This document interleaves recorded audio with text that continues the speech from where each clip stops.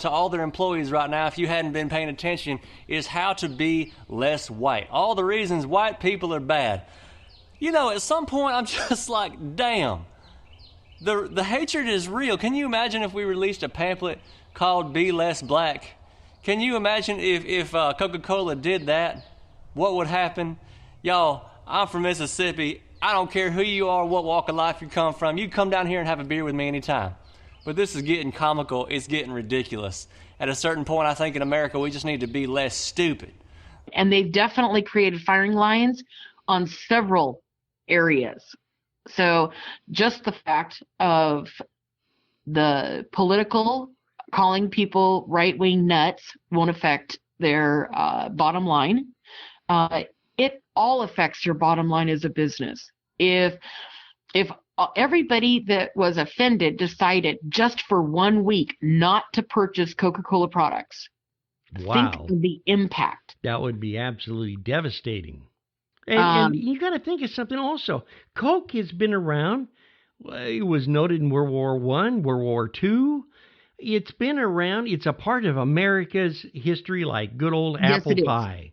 Yes, it is. Yes, it is. And it's never been controversial until all of a sudden we jump into a PC correctful mode, which obviously they feel they have to retrain everybody. And it destroys, to me, I'm not interested in Coke products. How about you? What happens there? Does a business have a right to go ahead and actually, I guess the question is, bring these things to being, to make political statements like this, to make stands like this, right-wing nuts, all this other stuff? Is this America's way of marketing now? Well, and you have to look at what is Coca-Cola's, around the whole entire world, right? What are we looking at as far as what is that? What are they worth, right? Well, the worth of them, yeah. They're yearly. We're looking at $33 billion US. 33 billion US dollars. Yes. And the company, let's go back to a little bit of history. The company was founded in 1892. That's correct. Yes, and it's grown throughout the years. And they've made many product discoveries. In fact, to me, it's very interesting because, even the word Coca-Cola has a story that could be told. It's part of American history. Yes. It's just incredible for a company to make this type of a move with the history that it has. Well, when you have a company that's as old as Coca-Cola, and especially with their holding power, right? 33 billion. That's a lot of dollars. And for them to, they are right that the right-wing nuts will not maybe affect their bottom line, but globally, think less white. What does that mean? How can you teach that? How could you teach that diversity training in, let's say, other nations? Well, other countries? That would be really very difficult to do.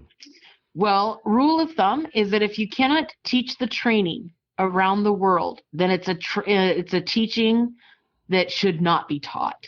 I have to agree. So, at some point, we have to, instead of exclude people, we have to include them.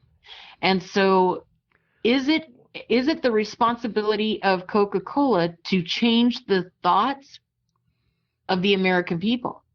Is that their primary Absolutely function? Not. No. If it's not their function, then they need to probably rethink what they're doing. And that's why all the backlash, Bill. Well, I'm sure it is. And how do you think the people that work for Coca-Cola of different races and heritages, how do you think they accept this?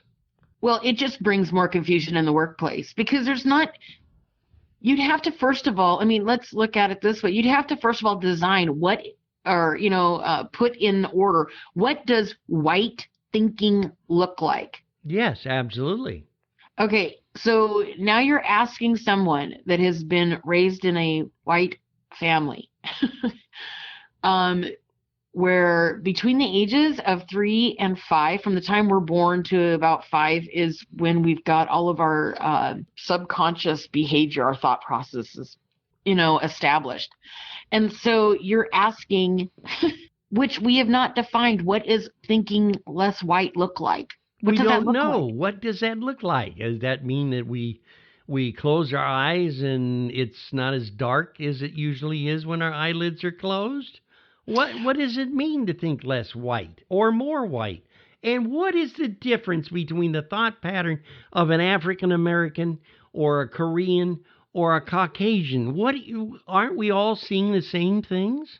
Well, I go back to, is that the function of a company to tell a society what their thought process should be like? Absolutely. I mean, if this is what Coke is trying to do, then it is them taking over our thought pattern and forcing us into living the way they feel that we should see these things. And one race being pitted as superior over the other one is cockapoo-poo. Well, at what point are we just people? And at what point, I mean, as a company, when you're doing these types of trainings, what behavior is inappropriate?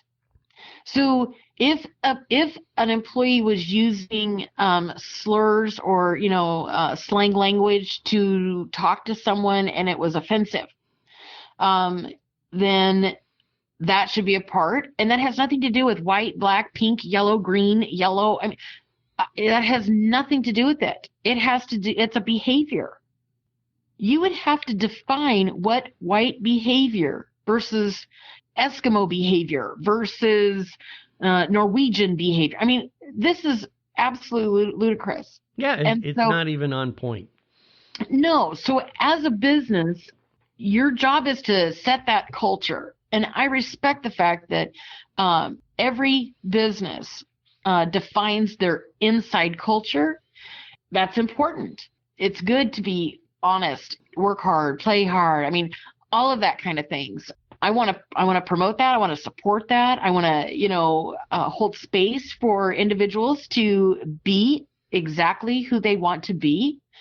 There's no judgment. It's hard when you're looking at statements like this, because I was never raised with that.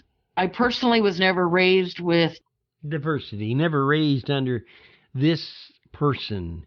We were taught that people are people. Yeah, that's right. There was no color in skin. No, there wasn't. And ugly people come in all shapes and sizes. So, don't be ugly, be beautiful.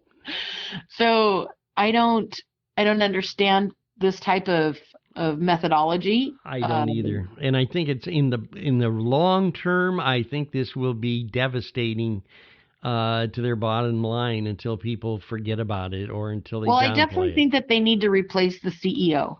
That would be the start, yes. If this is really the culture of this individual, Mr. Quincy, to really feel this way. I mean, if I was to play the devil's advocate, I mean, he's a poster child of really white privilege. Absolutely. And we don't want to go there. This doesn't work in our society, period. No, it doesn't. It's an elitist attitude. And I'm sure that he's taking the heat. Well, I would hope so anyway. His actions are not profitable for the company. Very true. Well, we're running out of time, but it's very interesting to me because it seems today, and you and I have had so many discussions about this, it seems today that we are so PC corrected in our thoughts and being pressured by products, advertisements, and community spirit to love each other, to move forward. But there is a difference between black and white, and it's a shame to have that really happen. And now businesses jumping into it. Many businesses are starting to look at different words that they're taking out of their labels or out of their advertising because they don't want to defend the right to say those words, but they don't want to upset somebody else's culture. They don't want to upset a prospective buyer. I think we've gone too far. I think this country needs to take a deep breath and And I think that the president of the NAACP made a good statement just recently when he said, all of us have equal rights. We're all the same. Why don't we treat each other that way? I agree.